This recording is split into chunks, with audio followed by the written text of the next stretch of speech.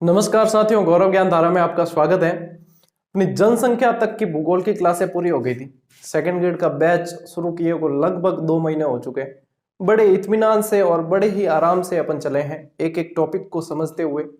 हर एक चीज पर जहां कंसेप्ट क्लियर करने की जरूरत थी वहां उस तरीके से ट्रिक की जरूरत थी, वहां ट्रिक के जरिए और निरंतर अपनी क्लासेस चल रही है।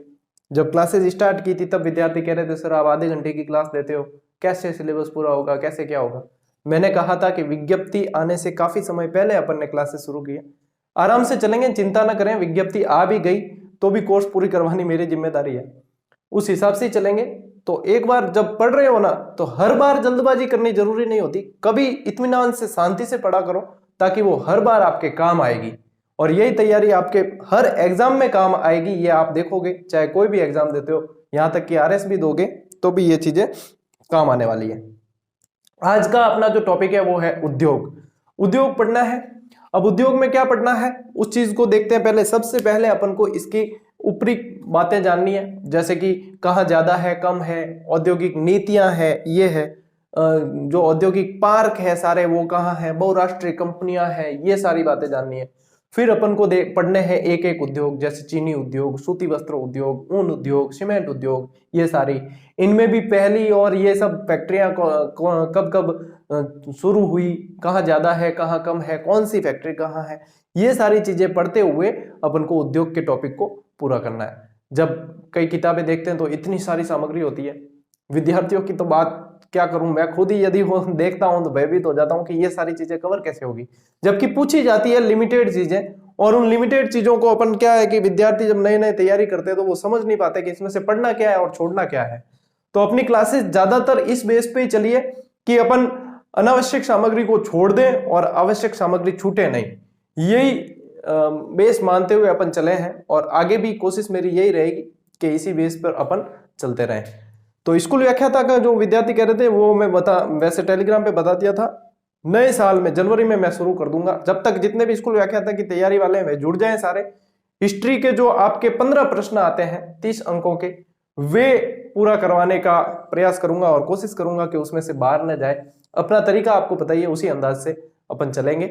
आज की क्लास को शुरू करते हैं। सबसे पहले साथियों उद्योग की बात करते हैं। तो सबसे पहला जो प्रश्न यदि मैं कहूं मेरे जहन में आता है तो वो ये है कि औद्योगिक केंद्र जो है, तो उद्योग, जिला उद्योग केंद्र, इनकी संख्या, ये इंपॉर्टेंट प्रश्न है। जिला उद्योग केंद्र यदि अगर ये इंपॉर्टेंट इसलिए और कंफ्यूजन वाला है कि जिला उद्योग केंद्र यदि कोई देखते हैं तो जिलों के हिसाब से 33 मान लेते हैं, लेकिन 33 नहीं है। आपको इसको विशेष ध्यान रखना है, जिला उद्योग केंद्र है 36। संख्या याद रखनी है, ज्यादा बाल की खाल निकालने की आवश्यकता नहीं है। जहां पे गहराई में जाना है वहां गहराई में जाएंगे अपन, जहां सीधा याद रखना है वहां सीधा याद करते हुए चलेंगे। मैं ज्यादातर जो है क्लासेस विद्यार्थियों को जितना चाहिए उतना उस हिसाब से देता हूं, बाकी ज्यादा अंदर लिंक करने की कोशिश नहीं करता हूं। लिंक करने को तो एक ही शब्द में से इतनी सारी चीजें निकल सकती है कि उसमें मेरी तो विद्वता साबित हो जाएगी, लेकिन वो विद्यार्थियों के लिए घातक होगी। फिर ये तो है कि सर को तो इतना याद है, लेकिन हम कैसे याद रखें, तो उस चीज को मैं नहीं लेता हूं, इसमें साइड में रखता हूं और उस चीज पर चल रहे हैं। तो आप ध्यान रखें कि 36 जिला उद्योग केंद्र है। ये भी इतना इंपॉर्टेंट नहीं है जितना इंपॉर्टेंट अब अगला फैक्ट है कि उप जिला केंद्र कितने हैं, और उप जिला केंद्र है 8। और अभी मेरे हिसाब से ये इंपॉर्टेंट है इससे भी ज्यादा। 8 में से प्रश्न बन सकता है कि निम्न में से कौन सा उप जिला केंद्र नहीं है, और वहां पे फिर क्या होता है कि अपने बकरी डिब्बे में आ जाती है कहा जाए तो वहां पे अपने काम करेगी ये ट्रिकास्त्र। ठीक है, ये ट्रिक काम करेगी। सुहानी, मक्की, एफबी, बाला। याद कैसे रखें? सुहानी नाम की कोई लड़की है। अब गण कहते हैं सर सुहानी गलत लिखी हो, सुहानी वे अपार है, वही याद रखना। सुहानी नाम की कोई लड़की है, वो मक्की खाते हुए, मक्की के भुट्टे आते ना, मक्की खाते हुए एफबी चलाने वाली बाला है। ठीक है, सुहानी क्यों? सुहानी है मक्की खाते हुए एफबी चलाने वाली बाला है। सुहानी, मक्की, एफबी, बाला। सुहानी, मक्की, एफबी, बाला। हाथों हाथ ट्रिक भी याद करूंगा, बाला तो भूल जाए को नहीं, बाला बाला बाला गणजन सब देखी उड़ी वाला पिक्चर। अब देखो सुहानी से, सू से आपको निकालना है सुजानगढ़, सुजानगढ़। आ से आबू रोड, आबू रोड सिरोही जिले में है। ठीक है, निमराना अलवर में है, निमराना। निमराना अलवर में है। यहां से आपको निकालना है मकराना, ठीक है, मकराना नागौर के अंदर है। किशनगढ़ अजमेर में है, किशनगढ़, ठीक है। एफ से आ जाएगा फालना, मारवाड़ी मत, मारवाड़ में क्या करे, आबू रोड फालना, धीरे धीरे हालना, ठीक है। ए मजाकारी बात है, ज्यादा सीरियस लेने की जरूरत कौन है। अच्छा, यहां से आ गया, ये आ गया। बी से आपके आएगा ब्यावर, क्या आएगा, ब्यावर। और बाला से आएगा बालोतरा, घणो फेमस वो गीत, बाला बाला बाला बाला, टकलिया वालो गीत है ना, ज्यादा फेमस हुआ। तो ये देखो कितने हो गए, 8 हो गए ना, 1 2 3 4, 1 2 3 4 हो गए।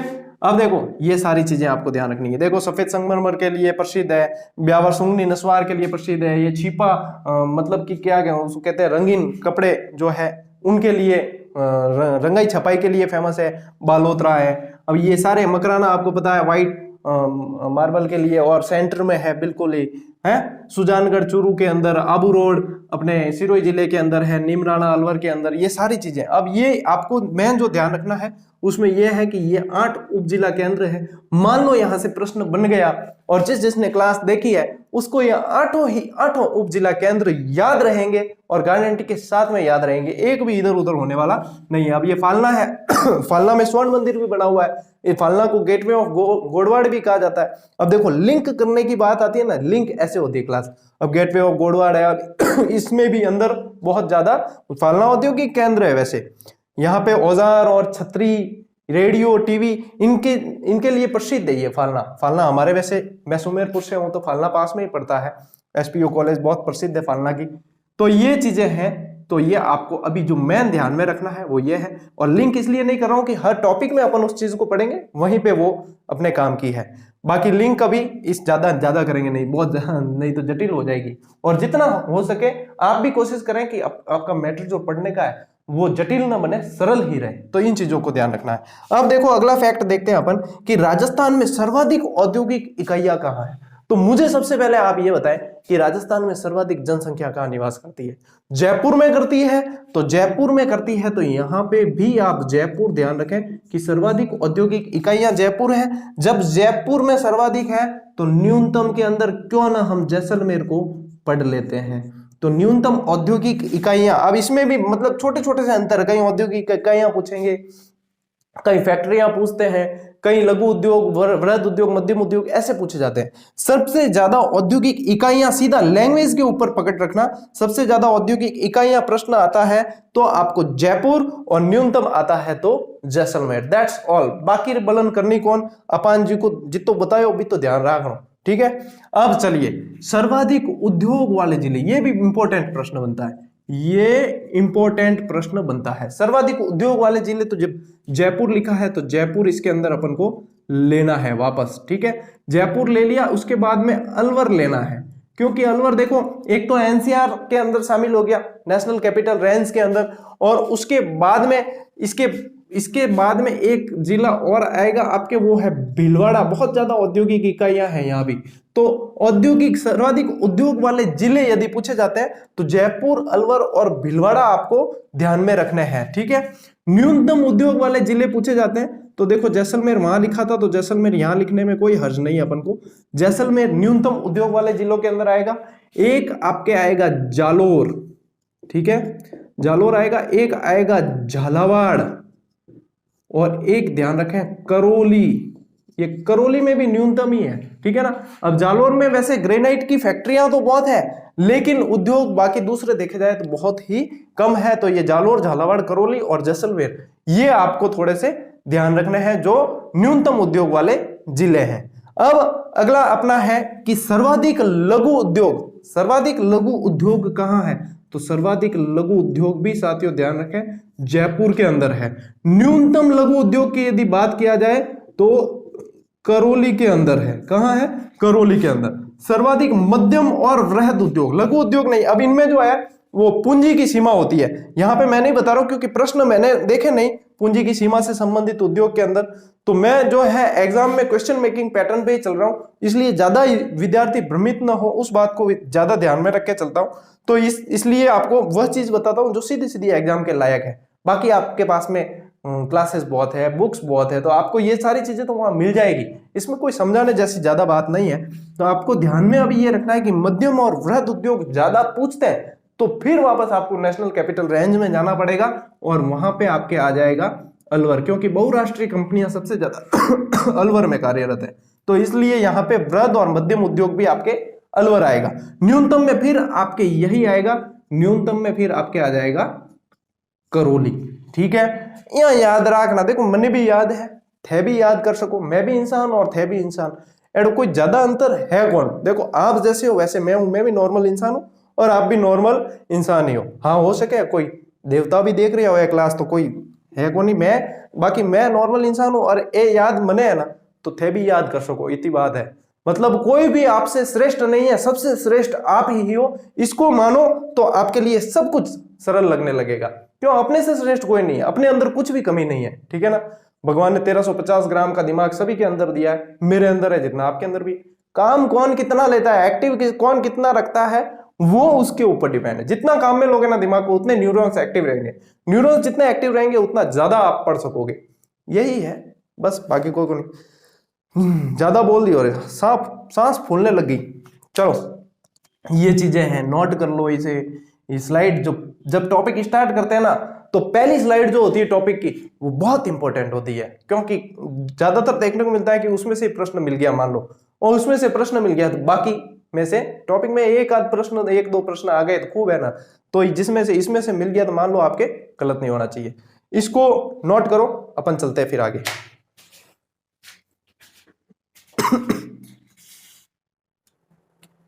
साथियों आगे बढ़ते हैं और अब अपन देखते हैं सबसे इंपॉर्टेंट चीज है कि औद्योगिक नीतियां। इसमें औद्योगिक नीति में सबसे ज्यादा इंपॉर्टेंट एक तो आपके पहली है और एक नवीनतम है। ये हमेशा ध्यान रखना कि पहली और अंतिम जो होती है वो ज्यादा महत्व रखती है बीच वालों के छोड़कर। ठीक है, तो सबसे पहली यदि पूछी जाए, वैसे इसकी डेट भी बता देता हूं मैं आपको, 24 जून 1978 सबसे पहली तो आपको याद रखनी है। 24 जून 1978 को ये सबसे पहले औद्योगिक नीति घोषित की गई।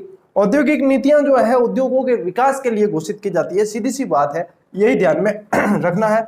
दूसरी के अंदर आपको ध्यान रखना अप्रैल 1990, तीसरी जून 1994, चौथी जून 1998 और फिर 2019, ये 1 जुलाई 2019 को है। याद रखने का वही तरीका है, सबसे पहले ये एक दो बार याद करोगे ना क्रमशः तो याद हो जाएगी। 78 से शुरू करना है, फिर 4 साल का गैप रखना है। 90 78 के बाद 4 का नहीं है, 90 आएगा फिर 4 का, 90 94 98 फिर 2019 के अंदर आपकी नवीनतम और 5वीं औद्योगिक नीतियां हैं। ये ध्यान रखना है आपको। एक प्रश्न यहां से और बनता है, वो ये है कि सबसे ज्यादा औद्योगिक नीतियां किस मुख्यमंत्री के समय आई थी? तो सबसे ज्यादा औद्योगिक नीतियां जो है वो भैरों सिंह शेखावत जी के समय आई। भैरों सिंह शेखावत जी के समय सबसे ज्यादा औद्योगिक नीतियां, प्रथम चारों जो है भैरों सिंह शेखावत के कार्यकाल में आई थी। वैसे जो है ये मुख्यमंत्री और पॉलिटिकल की जो चीजें हैं वो भी ट्रिक से याद हो जाती है। मैंने ट्रिक से ही मुख्यमंत्री सारे क्रमशः याद कर रखे हैं, प्रधानमंत्री, राष्ट्रपति, ये सारे जो है याद हो जाती है। इसकी भी ट्रिक है, हीरालाल शास्त्री से शुरू करना, सबसे पहला ध्यान रखना, फिर तो आगे से आगे धड़ाधड़ आ जाती। इसकी ट्रिक है हीरा वैजय टीजे मोबर हरि भरुनाथ शिव ही हरि भय भय अ। मतलब एक बार याद है ना तो फिर आपको हीरा वैजय टीजे मोबर हरि भरुनाथ शिव ही हरि भय भय अ। अब ये भय भय बोला है ना, ये भैरव सिंह और अब अशोक गहलोत वसुंधरा। अपने जो है सरकार का एक ऐसे चलन रहता ही है, पहले एक कांग्रेस एक बीजेपी, ऐसे कार्यकाल चलता ही है। तो ये ट्रिक है, जो पॉलिटिकल पढ़ाएंगे तो आपको ये बताऊंगा, चिंता करने की आवश्यकता नहीं है। पॉलिटिकल की जब क्लासेस चलेगी तो उसमें आपको ये चीजें मिलने वाली है। ठीक है, तो ये औद्योगिक नीतियां ध्यान में रखें। फिर बहुराष्ट्रीय कंपनियां ध्यान में रखनी है। बहुराष्ट्रीय कंपनियां ऐसी है कि उनका एक देश की कंपनी होती है लेकिन अन्य राष्ट्रों में भी अपने प्लांट लगाती है, अपने मुख्यालय खोलती है और वहां पे भी अपने बिजनेस को बढ़ाती है, वो बहुराष्ट्रीय कंपनियां हैं। शॉर्ट में बिल्कुल सीधा सिंपल समझने की बात है। प्रश्न क्या बनेगा, मान लो बॉश एंड लॉम्ब कंपनी से बना, तो ये पूछ सकते कि ये कौन से देश की है, मुख्यतः कौन से देश की है? तो आपको ध्यान रखना कि अमेरिका की है। राजस्थान के अंदर इसका मुख्यालय, जो कामकाज है वो कहां पे है, इसका प्लांट लगा हुआ है वो कहां पे है? तो भिवाड़ी अलवर के अंदर। भिवाड़ी अलवर में तो बहुत सारी बहुराष्ट्रीय कंपनियां काम करती है, इसलिए अलवर में सबसे ज्यादा है। भिवाड़ी के अंदर टपुकड़ा, निमराना, ये सारे जो है ये सब अलवर के अंदर तो मतलब बहुत हब है एक तरह का पूरा बहुराष्ट्रीय कंपनियों का। ठीक है, तो ध्यान रखना बॉस एंड लोम याद कैसे रखोगे। देखो देखा जाए शक्ति के मामले में तो एक अमेरिका का मतलब एक अलग ही वर्चस्व चलता है, तो एक तरह से वो बॉस बना हुआ है ना। ऐसा लगता है कि जैसे बॉस बना हुआ है विश्व की शक्ति का पूरी तरीके से। बॉस एंड लोम कहाँ की होगी, अमेरिका की होगी, और भिवाड़ी अलवर में यहाँ पे इनका प्लांट है, ये याद हो गई आपको। सिकपा, सिकपा कहाँ की है, सिकपा सी से ही ध्यान रखना है, सी से स्विट्जरलैंड की है सिकपा। सिकपा कंपनी स्विट्जरलैंड की और ये भी भिवाड़ी अलवर के अंदर है। ओकैप, ओकैप कंपनी जो है ओई ओई ओई ओई यानी कि ओकैप, ई यानी कि इटली, और ये भी भिवाड़ी, ओई भिवाड़ी, यूं याद रखेंगे ओई भिवाड़ी। ओकैप इटली की है और भिवाड़ी अलवर में है।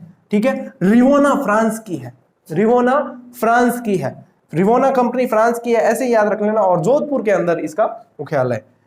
सेंट गोबिन, सेंट गोबिन वैसे ग्लास फैक्ट्री है, ये ध्यान रखना, ग्लास कंपनी है ये। ठीक है, कांच बनाने से संबंधित। सेंट गोबिन भी फ्रांस की है और भिवाड़ी अलवर में ही इसका प्लांट है।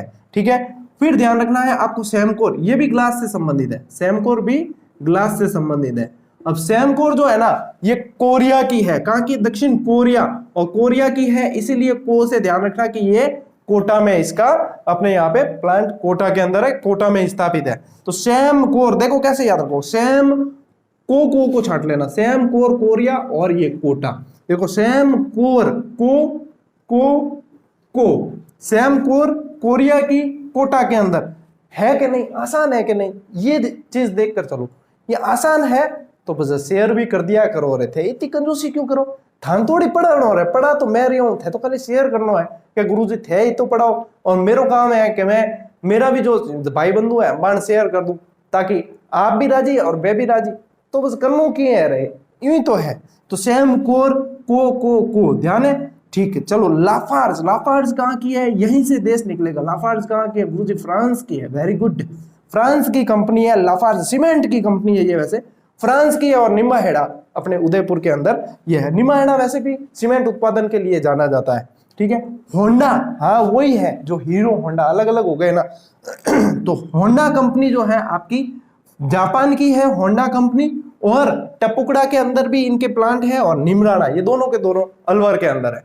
तो टपुकड़ा देखो नाम केड़ा केड़ा रह गया, टपुकड़ा, एक तारक मेहता उल्टे चश्मे में आ तो टप्पू, टपुकड़ा और निमराना के अंदर होंडा लेन कौन फिरे के टप्पू फिरे, होंडा लेन कौन फिरे, ओ कई नाम हो मिके पिताजी को, जेठालाल, हाँ जेठालाल, होंडा लेन कौन फिरे, जेठालाल वालो टप्पू फिरे, होंडा लेकर टप्पू निमराना गया। ठीक है, जापान से होंडा लेकर टप्पू निमराना गया, लो हाथों हाथ ट्रिक बन गई। इसकी कोई मैंने ट्रिक नहीं बनाई, मुझे याद थी वैसे ये सारी, ये आपको बताने के लिए बताइए ताकि आप क्लास देखते हो तो हाथों हाथ आपको ये चीज याद हो जाए। तो होंडा लेकर, जापान से होंडा लेकर टप्पू निमराना गया, ऐसे याद रख लेना। और ये जो है मुख्य मुख्य, वैसे तो बहुत सारी है बहुराष्ट्रीय कंपनियां, लेकिन मुख्य मुख्य जो आपको याद करनी ही है, इंपॉर्टेंट है, तो ये आपको याद करनी है। देश भी याद करें और कंपनियां भी याद करें। हाँ हो सकता है मेरे हिसाब से तो ये सारी सही है, हो सकता है कि कोई यदि आपको ध्यान में हो कि सर ये यहाँ की नहीं वहां की है तो बता देना, अपन देख लेंगे और वापस। ठीक है, हालांकि मेरे हिसाब से ये सारी सही है, तो इन्हें नोट करो। देखते हैं आगे बढ़ते हैं, फिर लो स्क्रीनशॉट। चलिए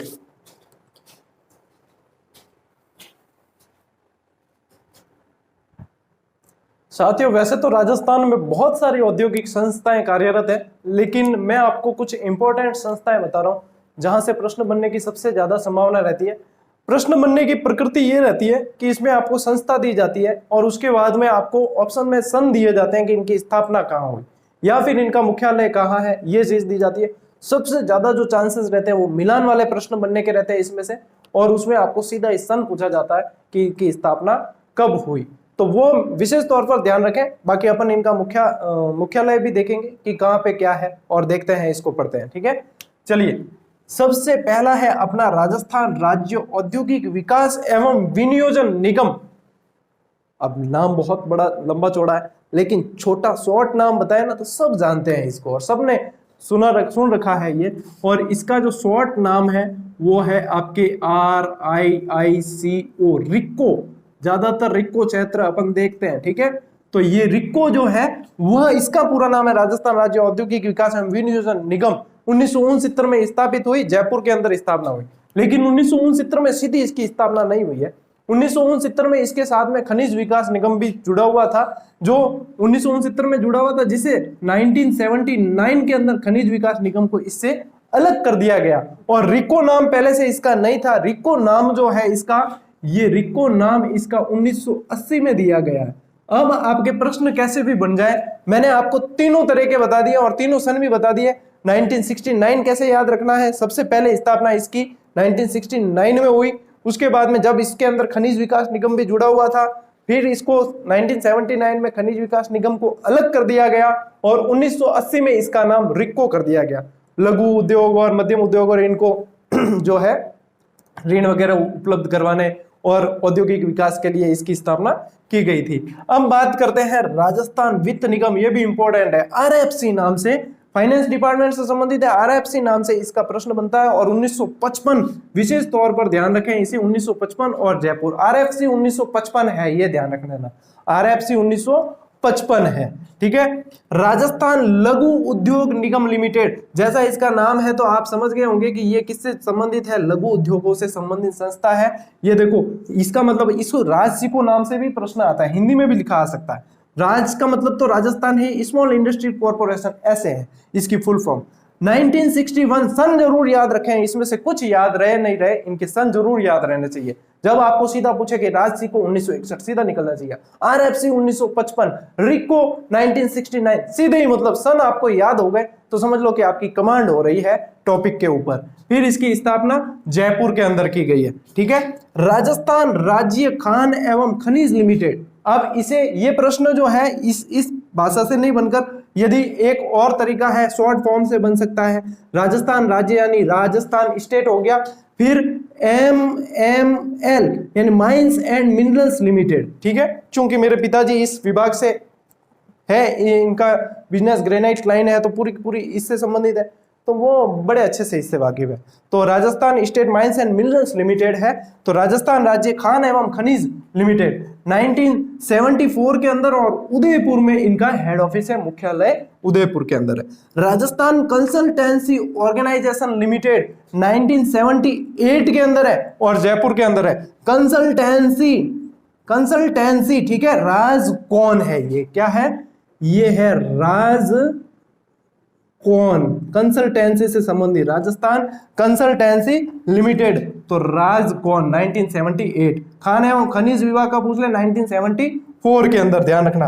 राजस्थान राज्य हथकरघा निगम लिमिटेड, हथकरघा आ जाए तो 1984, और जयपुर, ज्यादातर के देखो जयपुर के अंदर ही है, एक यहाँ पे उदयपुर याद रखना है आपको। बाकी देखो राजस्थान राज्य हथकरघा, एक शब्द छांट के चलना, राजस्थान राज्य सबके अंदर कॉमन आ रहा है। हथकरघा याद आ जाए तो हथकरघा 1984 साइड में लिख देना ऐसे, हथकरघा 1984। याद करने का पैटर्न बता रहा हूं, तरीका बता रहा हूं। मैटर सभी के पास है, क्या मेरे पास, क्या आपके पास, सभी के पास मैटर है। जो मैं बता रहा हूं वो भी किताबों से पढ़ के बता रहा हूं, आप पढ़ सकते हो खुद किताबों से, लेकिन यहाँ पे ये ऐसा है कि पढ़ाने का मतलब ये है कि मार्गदर्शन, ये कोई पढ़ाना मतलब छोटे बच्चों वाला पढ़ाना नहीं है, प्रतियोगी शिक्षण है। हर कोई सक्षम है, हर वयस्क है, सभी के अंदर समान रूप से विकसित दिमाग है। बस ये है कि एक पैटर्न ये होता है साथियों, जो आपको लेकर चलना है साथ में, कि हम एग्जाम कैसे क्रैक करें। हमें पता तो है कि ये चीज पढ़नी है, बार बार पढ़नी है, सभी बताते हैं, लेकिन ये नहीं बताते कि इसको याद कैसे रखा जाए, एग्जाम में प्रश्न किस तरीके के बनते हैं और किस तरीके से हम उसे वहां पे कंफ्यूज ना होकर सीधे के सीधे उसमें नंबर ला सके। तो उसका तरीका मैं बताता हूं। मेरे अंदर कोई ऐसी विशेषता नहीं है कि मैं अपने आप को कहूं कि मैं 30 मार्क हूं, मैं यूट्यूब का ऐसे यूं टीचर हूं, वो नहीं। मैं एक साधारण इंसान हूं जो एक तरीका बताता हूं विद्यार्थियों को कि आपको इस तरीके से पढ़ना चाहिए। अब मैं मान लो कि ये चीजें बता रहा हूं, इसके अलावा भी और भी है औद्योगिक संस्थाएं, तो वो भी आप पढ़ते हो तो उसमें भी आप ये तरीका लागू कर सकते हो। ये एक तरह का मार्गदर्शन है। मैं आपकी विषय के प्रति रुचि जगा रहा हूं कि इस विषय के प्रति, जीके से मतलब एक फोबिया होता है ज्यादातर साइंस वाले स्टूडेंट्स के लिए, वो जीके से फोबिया रखते हैं, डर रखते हैं, एक भय रखते हैं, अरे जीके कैसे पढ़ेंगे यार, जीके तो मतलब जीके नाम लेते हैं कन्नी काटन डूब जाए कि कोई सवाल नहीं पूछ ले जीके रो। और जबकि जीके इतने कोई बड़ी तोप नहीं है, बस पढ़ने का तरीका विकसित करें। सभी जो टीचर है, मैं समझता हूं जहां तक पढ़ाते हैं तो उनका अपना अपना एक तरीका होता है याद रखने का, क्योंकि जीके आता है इतना सारा याद नहीं रखा जा सकता एक साथ में।